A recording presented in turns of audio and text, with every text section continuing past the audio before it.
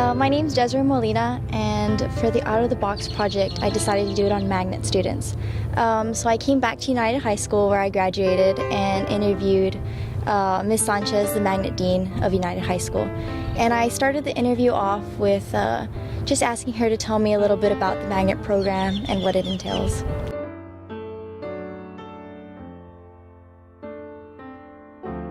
Hi, my name is Angie Sanchez. I'm the Magnet Dean here at United High School at the Engineering and Technology program. To tell you a little bit about our magnet programs here at UISD, we have 3 different programs that UISD offers. We have the Alexander for Health and Science.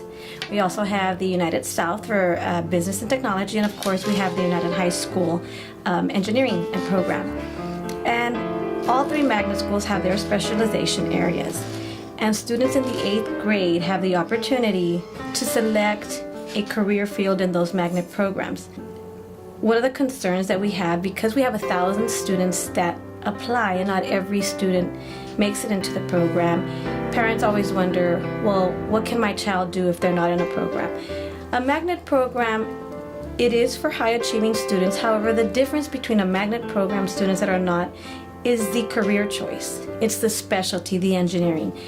All students in a magnet program must take pre-AP and AP courses through College Board. But AP and pre-AP courses are offered to all students. So regardless if you're in a magnet program or not, you can take the College Board courses, which are the pre-AP and AP. So the only difference is your electives.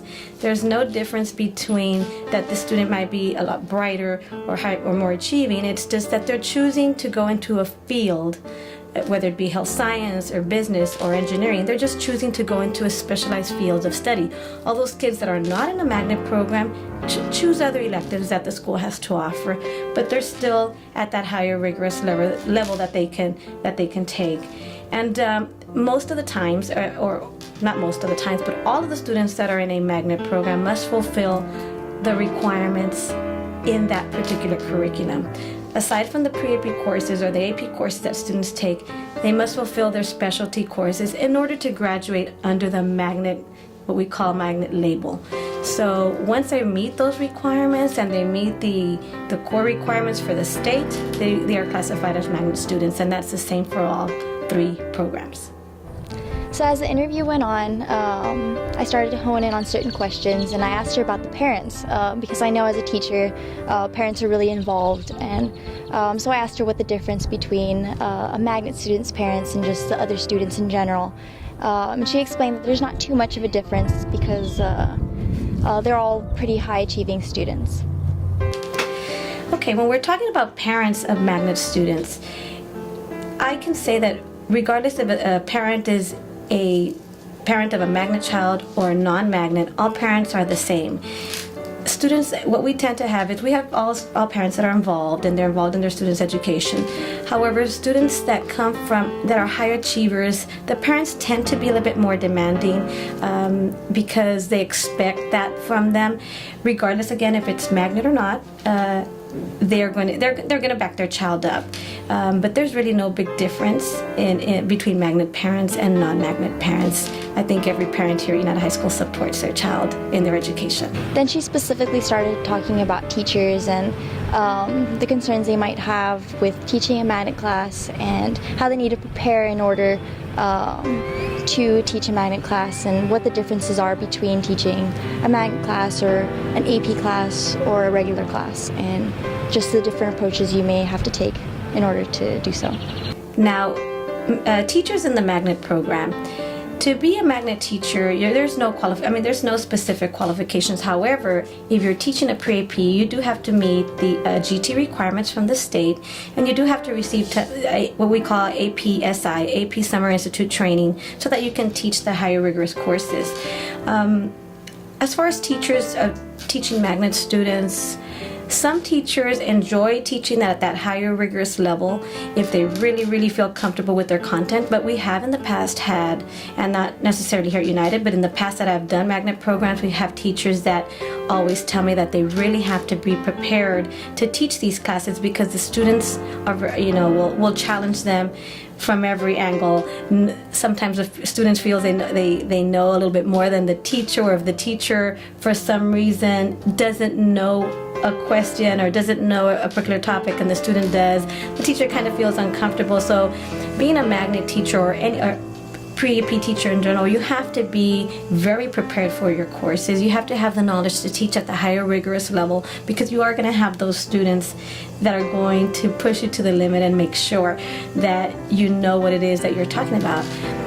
Something very common that I get here at the program is students are very vocal about, their education and their learning, and if the student feels that they're not learning, they're going to come in and make a comment and say, I feel that I'm not being challenged. Is there something I can do, or what can we do? What can you speak to the teacher because I'm not learning? So for a student to come and make a comment like that, we know that we need to really look into, does the teacher have the proper training?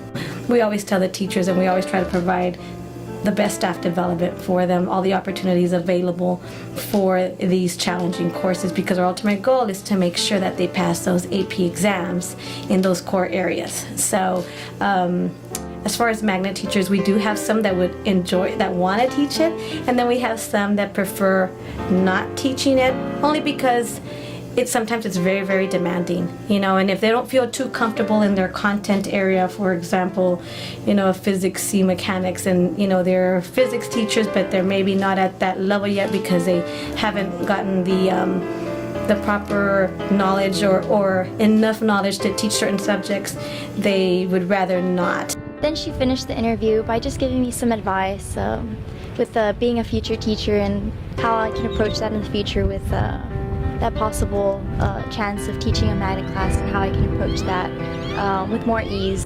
If there's any teachers out there that are interested in teaching a magnet program, or in the magnet program, or even teaching pre-AP and AP courses, I strongly recommend that they look into getting professional development in what we call with College Board. Any type of GT training, gifted and talented trainings, that the state might offer, that's something that they can look at or look into. Of course, the APSI that's offered by College Board, those are great programs or professional development opportunities for teachers to see what's out there, what strategies they're using to make sure these students are being taught at that level that College Board is requiring for college preparation. So if anybody's interested, I strongly recommend, of course, in the core areas, to get additional training in GT and AP programs.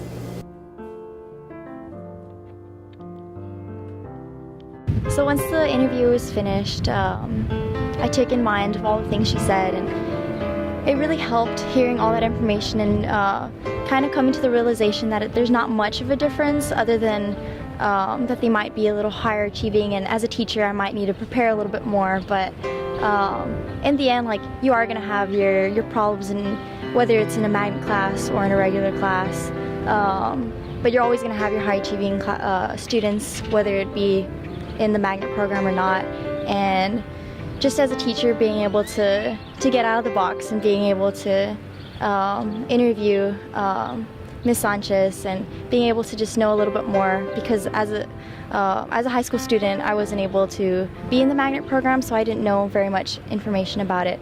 But now, getting to familiarize myself with that, I was able to just get some information and feeling much more relieved, and possibly in the future teaching a magnet class and knowing what I need to do as a teacher to be able to do that.